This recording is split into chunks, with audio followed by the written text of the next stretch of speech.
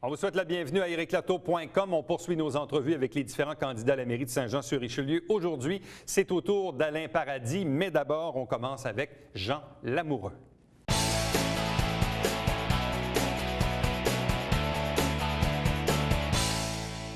Dernier tour de piste pour nos candidats à la mairie. Cette fois, c'est au tour de Jean Lamoureux. Bonsoir et bienvenue. Bonsoir. On va commencer d'abord, d'entrée de jeu, par les finances, un dossier que vous connaissez bien. Vous avez été conseiller dans le passé et c'était un de vos dossiers, évidemment, que vous aimiez bien gérer. Taxes, gel, inflation, taxation. On fait quoi avec ça? Quelle est votre vision de l'affaire? Qu'est-ce que vous dites aux gens qui nous regardent en ce moment? Okay. Ce que je dis aux gens, premièrement, nous, on l'a dit au début de la campagne, pour ce qui est de geler les taxes, c'est sûr qu'on ne gèlera pas les taxes parce que c'est probablement irréaliste compte tenu des budgets qui s'en viennent. Là, je peux vous dire déjà, parce que j'ai fouillé, avant de dire on ne gèlera pas les taxes, le refinancement au niveau des finances de la Ville, il y a 121 millions à refinancer. Ce qu'il faut dire que la Ville, avant, si on parle de ça, là, les taux de taxes de 2010, 2011, 2012 étaient de 2,7 jusqu'à 3,4. Les prévisions, si vous lisez le budget 2013, ils sont de refinancer à des taux de 4 et 4,5 %. Déjà là, on n'a aucun contrôle là-dessus, mais déjà, moi, j'ai lu le budget, je ne l'ai pas dit au hasard. C'est sûr que les citoyens préféraient entendre le gel de taxes. Tous ceux qui ont promis le gel de taxes, je peux vous dire, juste à cause de ça, ça n'arrivera pas. Un.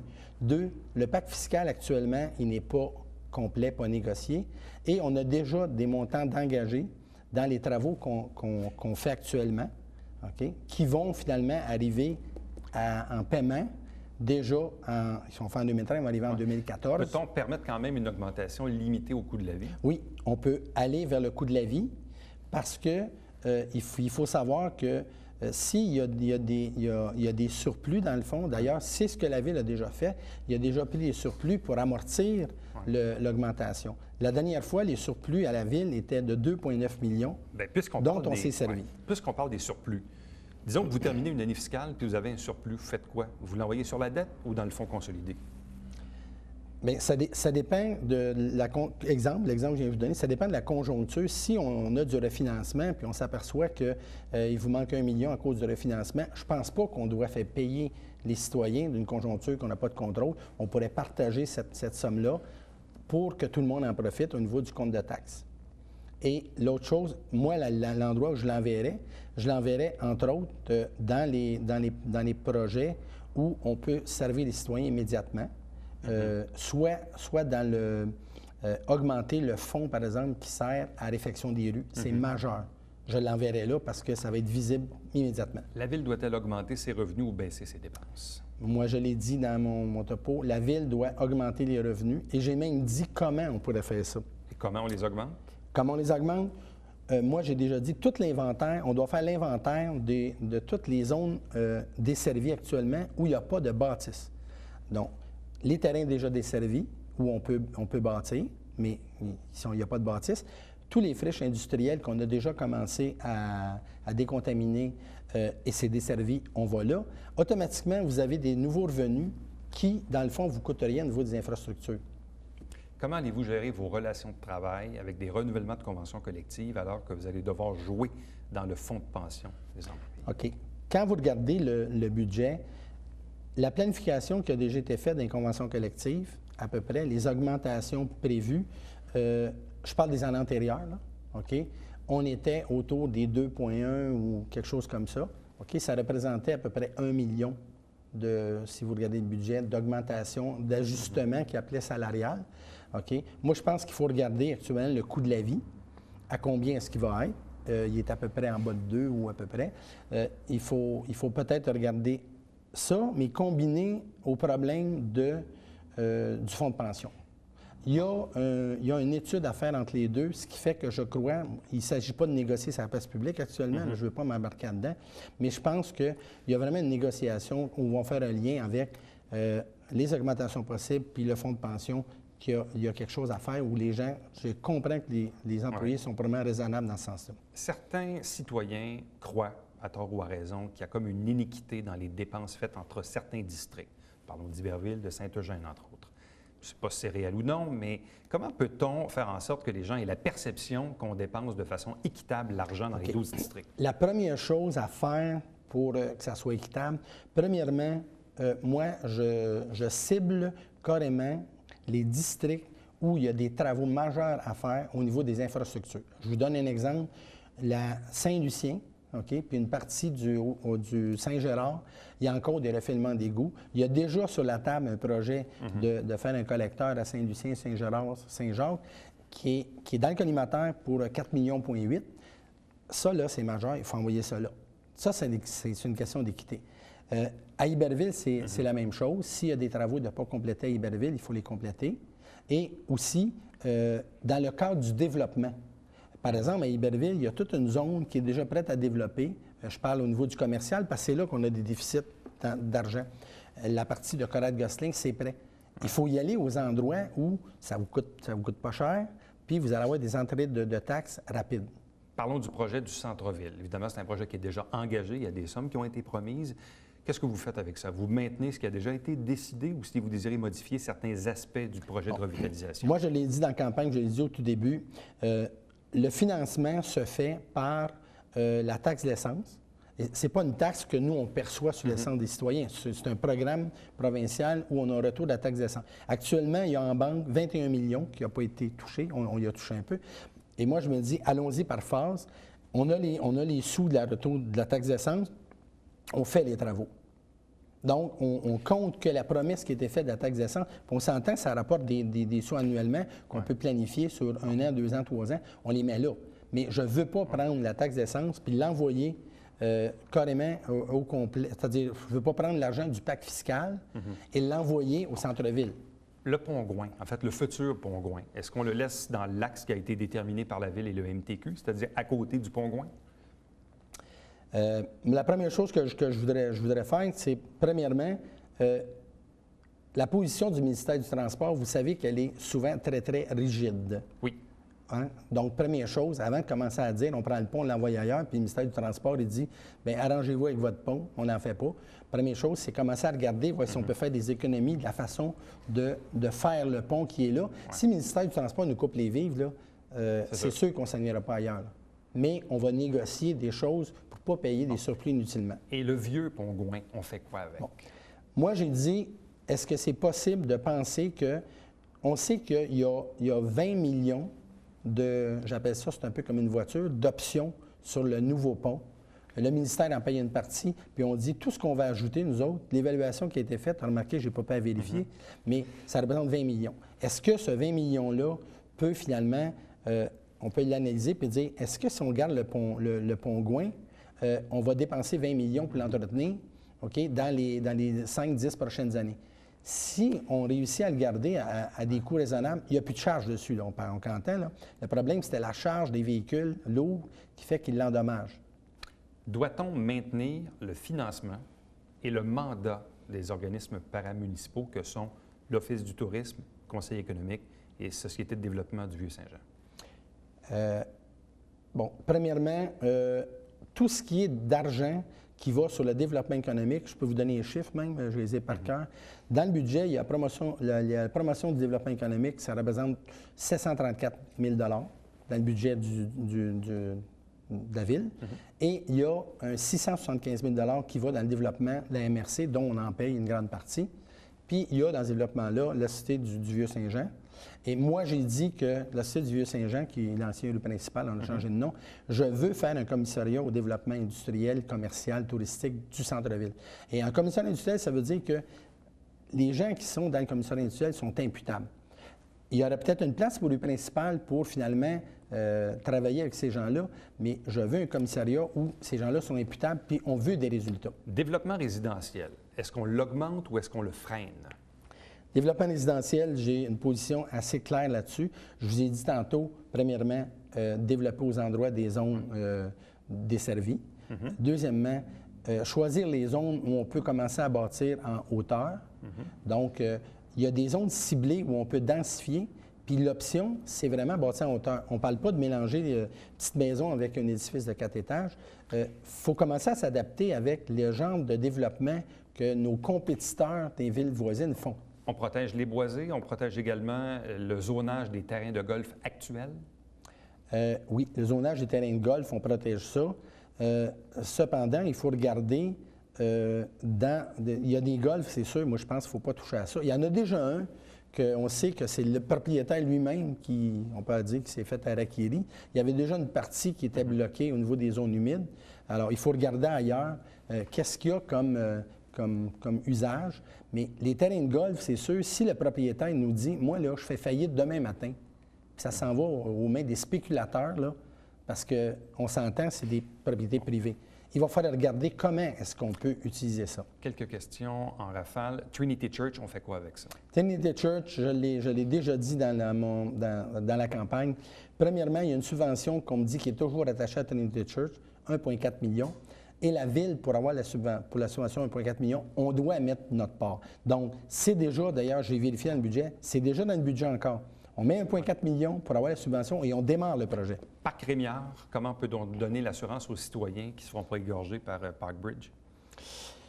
Moi, je ne peux pas donner l'assurance comment Parkbridge va les taxer. Sauf que nous, on doit offrir le service, puis probablement que nous, c'est à nous à négocier le montant juste que Parkbridge doit payer. Moi, je ne veux pas que Parkbridge, on y fasse une facture à rabais, qui fait qu'évidemment, si on fait une facture à rabais, on s'entend-tu que Parkbridge va aller chercher l'argent ailleurs. Comment on règle la problématique de la vitesse dans les quartiers?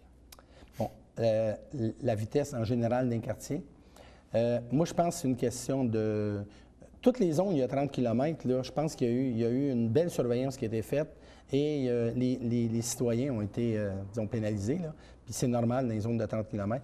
Moi, je pense qu'il faut faire une étude globale des préoccupations des gens du quartier. Je l'ai déjà dit dans notre revue au journal.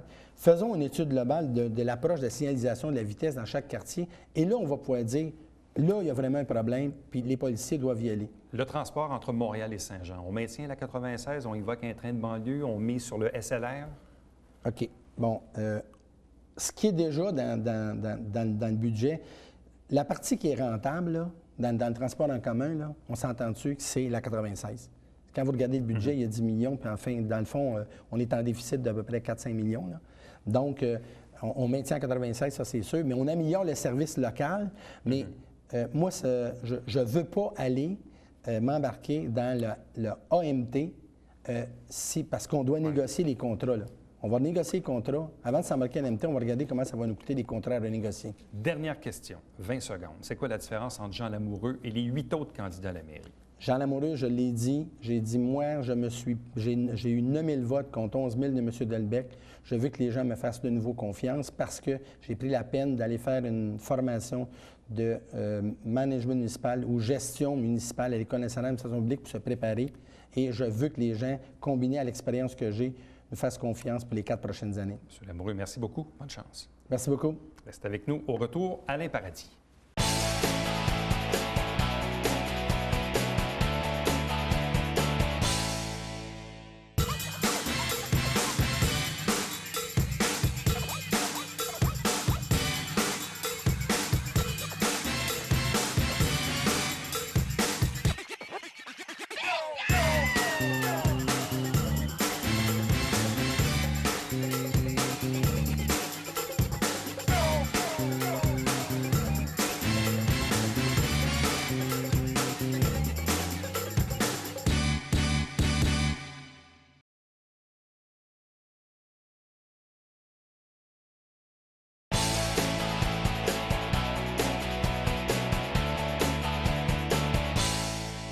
Dernier tour de piste pour les candidats à la mairie de Saint-Jean-sur-Richelieu. C'est au tour d'Alain Paradis. Bonsoir et bienvenue. Bonsoir, M. Nadeau. On y va d'entrée de jeu avec les questions d'ordre financier parce que quand on parle de municipalité, la première question que les gens se posent, c'est combien ça va me coûter de taxes puis est-ce que je vais avoir un retour sur ce que je paie? Donc, quelle est votre vision et votre opinion à l'égard de la taxation? Est-ce qu'on gèle les taxes ou est-ce qu'on limite l'augmentation au coût de la vie?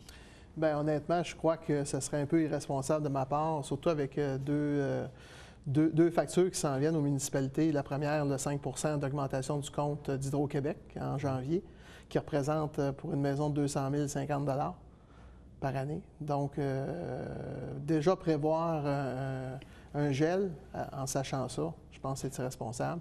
Deuxièmement, il y a une facture de 230 millions répartie dans les municipalités. C'est un calcul assez savant, là, qui est difficile à maîtriser, mais qui en fait que c'est un genre de partage de la TVQ entre la MRC et les municipalités qui va être retourné aux municipalités, qui va faire un manque à gagner, qui va se répercuter sur le compte de taxes. Mais est-ce qu'on peut quand même, dans votre cas, si vous dites donc probablement pas de gel, mais s'il y a une augmentation, pouvez-vous la limiter au coût de la vie? La limiter à l'IPC, oui, effectivement.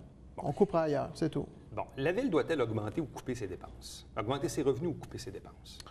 Bien, je pense que d'augmenter les dépenses, ce n'est pas un objectif en soi, là. Quand on augmente les dépenses, c'est parce qu'honnêtement, on a augmenté les postes en conséquence. Est-ce qu'on peut baisser les dépenses? Je crois que oui. Il y a quand même un exercice qui a été fait par les différents services, mais je pense qu'on peut encore couper. Bon, doit-on augmenter les revenus? Ça, c'est sûr. Et comment? Bien, c'est faire de la prospection. Faire de la prospection, pas résidentielle, mais de la prospection industrielle et commerciale. Je crois beaucoup à la notion de choix, où ce qu'on doit aller chercher les commerces et les industries qu'on a besoin chez nous. Alors pour ça, il faut faire de la consultation avec les commerces existants et avec les industries existantes pour voir c'est quoi, quel genre d'entreprise qu'on devrait aller chercher pour que la mixité ici à Saint-Jean-sur-Richelieu soit bien respectée. Si vous terminez une année fiscale avec un surplus budgétaire, qu'est-ce que vous faites avec? Est-ce que vous l'envoyez sur la dette ou dans le fonds de roulement? Bien, je pense qu'un juste partage est l'idéal. Parce que sur le fonds de roulement, c'est sûr et certain que ça nous permet d'avoir une marge de manœuvre plus intéressante si on survient des coups durs. On n'a pas à lever un financement. Toutefois, je pense que ce serait irresponsable de mettre le total sur le fonds de roulement. De mettre le total sur la dette, la même chose. Je pense que je préconiserais plus, mais c'est une question d'équipe aussi, puis une question de recommandation des directeurs de services, entre autres du directeur des finances. Je pense qu'il pourrait avoir une juste proportion, là, un tiers, deux tiers, un tiers sur le fonds de roulement, deux tiers sur la dette. Comment entrevoyez-vous les relations de travail dans un contexte où d'abord vous devez renouveler les conventions collectives, les bleus, les blancs, les policiers, les pompiers, et l'enjeu des fonds de pension? L'enjeu des fonds de pension, je pense que les municipalités n'ont pas tous les outils en main pour corriger ça. Donc, c'est sûr et certain que je ne veux pas pelleter ça dans la Cour de Québec, mais je pense qu'il faudra quand même que Québec légifère là-dessus pour qu'on puisse, justement, nous, de notre côté, avoir des coudées plus franches avec les syndicats. D'autre part, les conventions collectives nous permettent quand même de regarder s'il n'y a pas des choses qu'on peut faire de part et d'autre pour commencer à améliorer le déficit du fonds de pension. Comment peut-on assurer une répartition relativement équitable des dépenses municipales dans les 12 districts pour éviter d'avoir la perception, ce qui est le cas en ce moment, qu'il y a des districts qui sont désavantagés par rapport à d'autres? Bien, je pense qu'on ne peut pas, de façon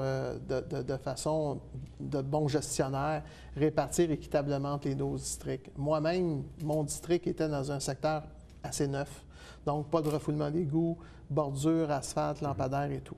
Donc, c'est évident que dans les secteurs plus vieux, bien, c'est sûr qu'ils ont des problématiques qu'on ne trouve pas dans les nouveaux secteurs.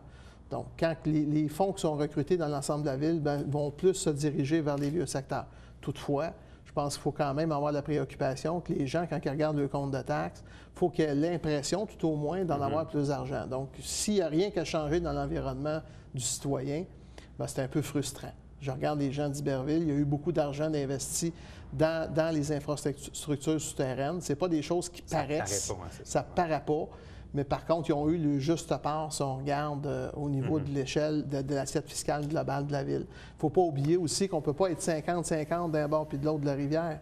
On parle des 12 districts, mais aussi la perception des gens d'Iberville qui voudraient avoir la moitié, alors qu'ils sont 30 de la population. Fait qu'on ne peut pas non plus dire 30 va aller chez vous, 70 Je pense qu'un bon gestionnaire va investir aux endroits où qu'il y a moins de récurrence. Fait qu'on corrige un problème, puis on essaie de diminuer les dépenses à long terme. Fait que si on a un problème qui nous génère des dépenses à chaque année, bien, je pense qu'il faut le colmater le plus rapidement possible. Projet de revitalisation du centre-ville, il y a des sommes qui sont déjà engagées. Oui.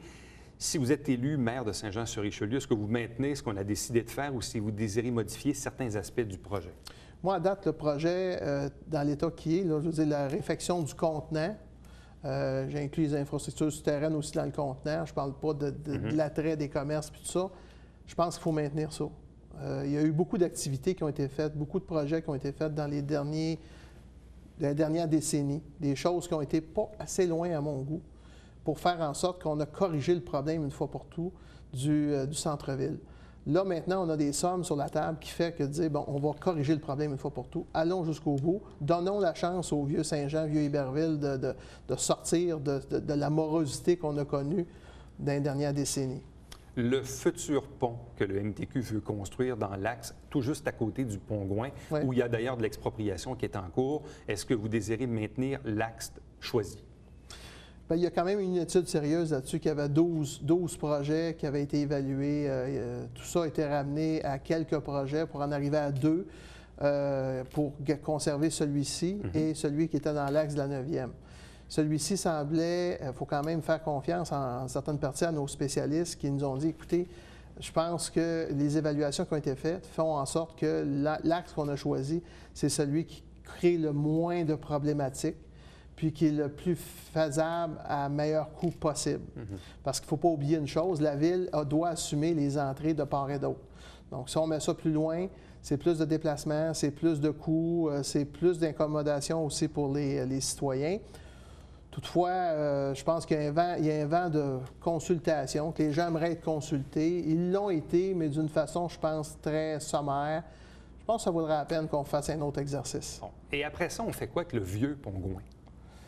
Bien, le vieux pont Gouin, il va falloir qu'on me dise effectivement, c'est quoi sa problématique en termes de structure? Parce que c'est un pont qui est sous haute surveillance par le ministère des Transports. Ça veut dire quoi, sous haute surveillance? Ça veut-tu dire qu'il va tomber dans les prochains 20 ans?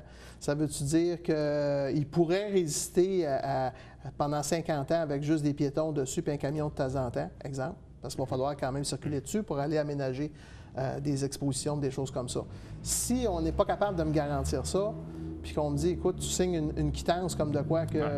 je pense que ça ne serait pas nécessairement un bon choix. Doit-on maintenir ou revoir le financement et le mandat des organismes paramunicipaux que sont la Société de développement du Vieux-Saint-Jean, le CLD Conseil économique, l'Office du tourisme? Honnêtement, je pense que ça doit être fait continuellement. Je ne pense pas qu'on se lève un matin ou qu'on ait une nouvelle organisation qui arrive en place et qu'on dise, bien, on revoit en profondeur le financement de ces organismes-là. Honnêtement, ces organismes-là sont tous sous-financés. Ça, c'est clair. Quand on dit on donne assez, assez veut dire quoi? Assez veut-tu dire on en a jusque-là? Là? Ils ont juste la tête en dehors de l'eau? C'est pas assez, ça. Il faudrait qu'il l'aient un peu plus haut, un peu plus bas, là, dans le contexte. Là. Mais on a-t-il les moyens de les subventionner plus? Peut-être pas. Mais de revoir en profondeur le financement, pas sûr. Doit-on maintenir, augmenter ou même freiner le développement résidentiel? Ah, là-dessus, très d'accord à dire, moi, je ne mettrais pas l'accélérateur là-dessus. Là. Parce que ce n'est pas un objectif en soi de dépasser 100 000. Habitants? Oui. Puis quand que tu augmentes, je pense que quand tu augmentes la pression sur l'appareil municipal en multipliant les unifamiliales, bien, ça fait en sorte que ton appareil, à un moment donné, il n'y a plus la capacité d'absorber ça, fait que ça amène des investissements. Toutefois, si on veut faire du développement résidentiel, il faut le faire autrement. Donc, il faut le faire en hauteur, il faut faire des projets structurés, il faut faire des projets lead. Nous, dans notre programme, on mentionne que tout nouveau projet résidentiel, commercial, industriel, institutionnel devra être lead. Comment peut-on, à ce moment-là, envisager la protection des boisés et la protection des zonages actuels des terrains de golf, notamment golf de la mairie, où il n'y a plus d'activité de golf, ou encore celui des légendes, où à une certaine époque, on voulait supprimer Cap-Trou? Oui, M. Latour, je vais vous dire, l'équipe Paradis, on n'est pas les décideurs de changer le zonage. C'est les citoyens qui sont les décideurs. Si les citoyens ne veulent pas changer le zonage, ça reste tel quel. Si un promoteur arrive avec un projet qui est structurant, c'est à lui de le vendre à la population. Puis si la population décide qu'elle veut ce projet-là parce que ça va améliorer sa qualité de vie, bien là, le conseil écoute sa population. On n'est pas là pour écouter les promoteurs, on est là pour écouter la population. Bon, il y a un dossier qui traîne depuis longtemps, c'est l'avenir de Trinity Church à Iberville. Ouais. Quels sont vos projets? Ça a assez duré. Il faut le faire. Peu Et faire importe quoi? Bien, le rendre en centre multifonctionnel à vocation artistique. Pour ce qui est de l'Église et pour ce qui est du presbytère, moi, je suis pas. Il y a certains organismes, entre autres des non nommés que celle-ci, je ne veux pas faire une promesse au Cercle des fermières, mais je pense que le Cercle des fermières, qui est au 2e étage de l'ancienne bibliothèque, en haut de la Société d'histoire, c'est tous des gens âgés. Il n'y a pas d'ascenseur, ils sont au 2e étage avec des métiers. Je pense que ça pourrait être facilement ramené dans le presbytère. Bon, du côté de l'Acadie, il y a la problématique d'alimentation en eau potable pour le parc Rémiard. Il y a évidemment Parkbridge qui est le propriétaire, donc les gens sont locataires. Comment pouvez-vous donner l'assurance à ces citoyens-là que la compagnie Parkbridge, dans le fond, ne les égorgera pas avec une facture importante? Bien, je pense qu'on doit accompagner ces gens-là, là. Même si c'est un terrain privé, même si les gens sont en location, je pense que nous, la Ville, on a le devoir de protéger nos citoyens. Pas juste d'amener l'eau là-bas, puis on s'en lave les mains, puis après ça, ça coûtera ce que ça coûtera. Il faut les accompagner. Ces gens-là sont inquiets, puis je serais à leur place, je serais très inquiet. On fait quoi avec les excès de vitesse? On fait de la répression. Est-ce qu'on baisse la vitesse dans les quartiers? Est-ce qu'on met des dos d'âne? Bien, je pense que les buts de ralentissement allongé, comme on a parlé dans notre programme, c'est quelque chose qu'on doit envisager. J'ai toujours mentionné, moi, que depuis des années qu'on veut implanter ça. Il y en a des nouveaux modèles qui ont sorti qui nuisent pas aux véhicules d'urgence. Je pense qu'on ne doit pas hésiter à l'implanter, mais on ne se soustraira pas à la présence policière. Bon, pour les citoyens qui font la navette Saint-Jean-Montréal tous les jours, présentement, c'est la 96. Mais dans 5-10 ans d'ici, ça va être quoi? Le train de banlieue, le SLR? C'est quoi votre vision? Le SLR, moi, je pense qu'il est trop tôt pour en parler comme tel. De toute façon, les tracés qui sont faits actuellement ne répondent pas très bien pour Saint-Jean-sur-Richelieu. Je pense qu'on devrait se mettre le nez là-dedans. Autre chose, je pense que le train de banlieue, c'est une alternative qui pourrait peut-être être intéressante pour combler le surplus qu'on a avec l'autobus à sortir de Montréal. Dernière question. Quelle est la différence entre Alain Paradis et les 8 autres candidats à la mairie? La question à 5 piastres. Oui. Bien, en fait, écoutez, je pense que les gens recherchent un maire qui est facile d'accès, un maire qui va penser aux citoyens avant tout, qui ne fera pas du développement à tout prix, puis qui va chercher à faire en sorte que ses citoyens sont fiers de Saint-Jean. Merci beaucoup. Bonne chance. Ça fait plaisir. Restez avec nous. Au retour, le Babillard quotidien.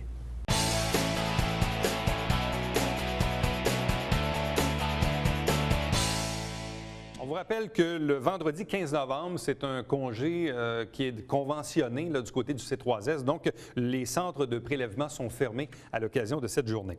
Débat des candidats à la mairie, il reste encore quelques rediffusions. Sinon, vous pouvez le revoir également sur notre site Internet. Il est en format YouTube. Télébingo, 3 500 $ en prix à chaque semaine, tous les dimanches matins en direct à 9h30 au câble 9 et non pas le 609. Attention. Vous pouvez acheter vos cartes dans une trentaine de dépositaires sur le territoire au Richelieu et Rouville. Télé du Richelieu, attention à notre nouvelle adresse postale, le 145 rue Richelieu. Le reste demeure inchangé. On vous invite à voir notre site Internet, également à devenir fan de notre page Facebook, facebook.com/TVHR9. Et d'ailleurs, cette semaine, on a franchi le cap du 1000 adeptes. On se revoit demain. Bye-bye.